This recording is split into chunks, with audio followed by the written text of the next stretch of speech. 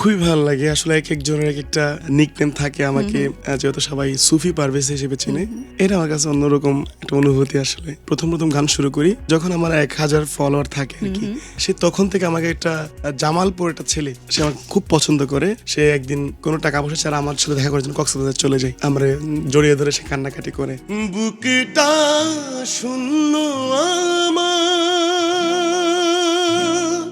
এই যে একজন সুফি গায়ক হিসেবে মানুষ আপনাকে চিনে, এটা কেমন লাগে? খুবই ভালো লাগে আসলে এক একজনের এক একটা নিকনেম থাকে আমাকে যেহেতু সবাই সুফি পারভেজ হিসেবে চিনে এটা আমার কাছে অন্যরকম একটা অনুভূতি আসলে।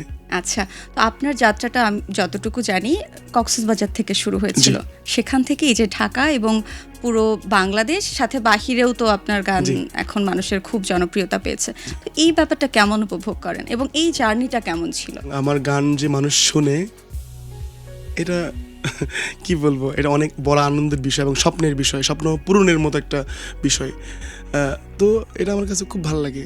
এমন কোনো ফ্যান মোমেন্ট আছে যে আপনার ফ্যান আপনাকে দেখেছে বা দেখা হয়েছে, কোনো স্মৃতি, মেমোরেবল কোনো মুহূর্ত? আমার একজন ভক্ত যখন আমি প্রথম গান শুরু করি যখন আমার 1000 ফলোয়ার থাকে আর কি সে তখন থেকে আমাকে একটা জামালপুর একটা ছেলে সে আমাকে খুব পছন্দ করে, আমার সাথেই থাকে সবসময়, মানে আমার পেজ বা আমার যা আছে সব কিছু সে দেখে। সবার প্রথমে সে আমাকে কমেন্ট করে, বিগ ফ্যান বলতে পারেন। সে একদিন মানে নিজেই কোনো টাকা পয়সা ছাড়া আমার সাথে দেখা করার জন্য কক্সবাজার চলে যায়। আচ্ছা, কোথা থেকে কক্সবাজার চলে? জামালপুর থেকে কক্সবাজার চলে যায় এবং সে তো আমাকে বলে নেই সে আমার কাছে যাচ্ছে এবং সে যে কক্সবাজার স্পটটা আছে কলাতলি জোন যেটা আছে ওইখানে নেমে সবার কাছে আমার কথা জিজ্ঞেস করে। সে সারাদিন কিছু খাই নাই, 2 দিন সে কিছু খাই নাই। তো আমি যেহেতু আগে প্রথম বিচের মধ্যে গিয়ে সবসময় গান করতাম মনের খোরাকের জন্য, তো মানুষদের কাছ থেকে জিজ্ঞেস করে সে আমার কাছে যায়, গিয়ে আমরা জড়িয়ে ধরে সে কান্নাকাটি করে। তখন আমি ওনাকে আমি বলছি আপনার কোথায় জানি দেখেছি, আমি ওনার প্রোফাইলটা আমার সামনে আসে। আমি বলছি তুমি কেমনে কি? বলছে ভাই আমি আপনার সাথে দেখা করার জন্য আসে, আমার মনটা খুব জ্বলতেছিল আপনার জন্য।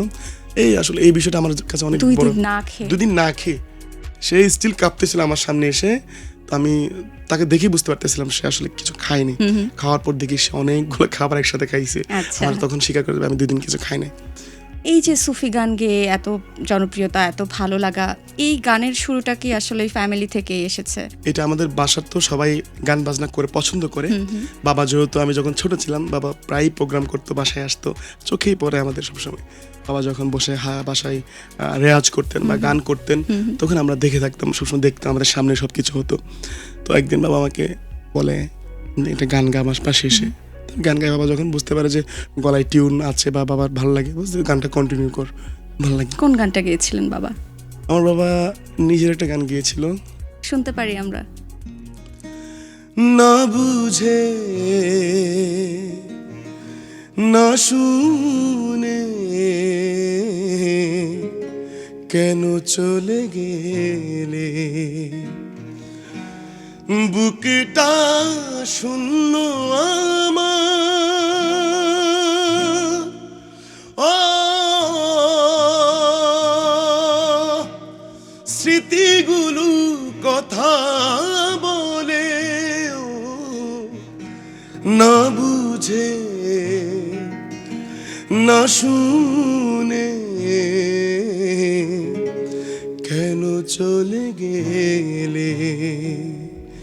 গানটি গেয়েছিলেন। দারুণ।